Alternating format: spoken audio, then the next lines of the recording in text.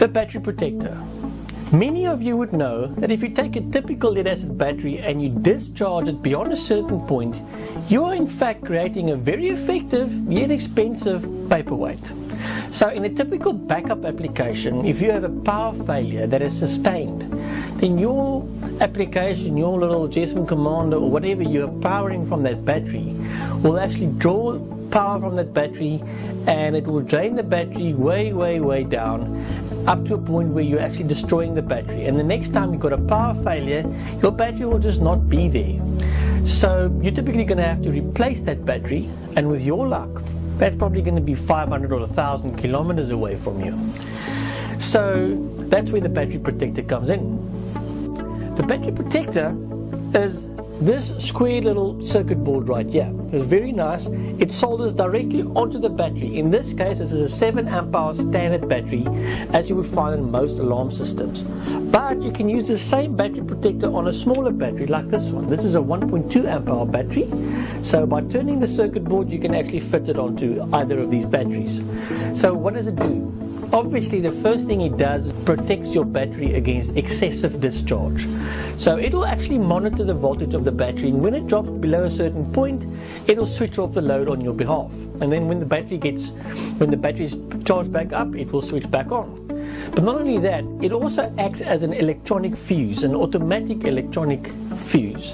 So if there is a short circuit or some other problem on your site, and there's too much current getting drawn from the battery, it will actually switch off the load, and this is key, it will actually automatically switch back on when the load recovers. How cool is that?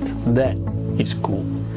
So looking at our battery protector in a bit more detail, the first thing you will notice is this little switch right here. We use that to set the mode of the battery protector according to which kind of battery we've mounted it on. Now, it's currently set to 1.2 amp hour, but if we've mounted it on a 7 amp hour battery, we would have the switch in the other direction.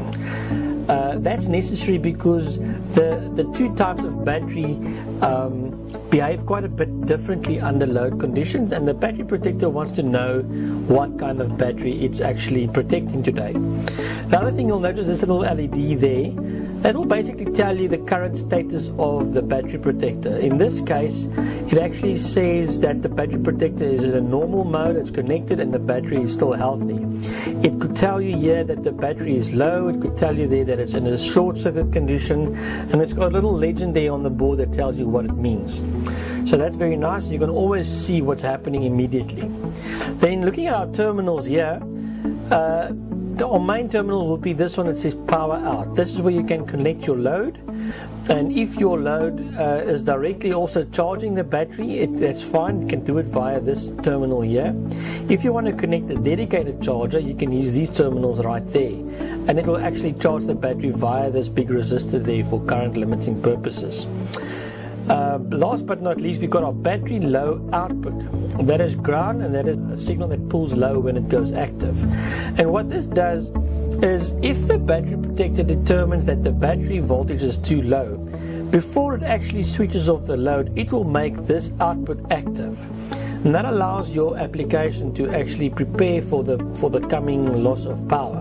In the case of a GSM commander, you can connect that to a GSM commander input, and the GSM commander can maybe send you a message telling you that it's going to be losing power within the next few minutes.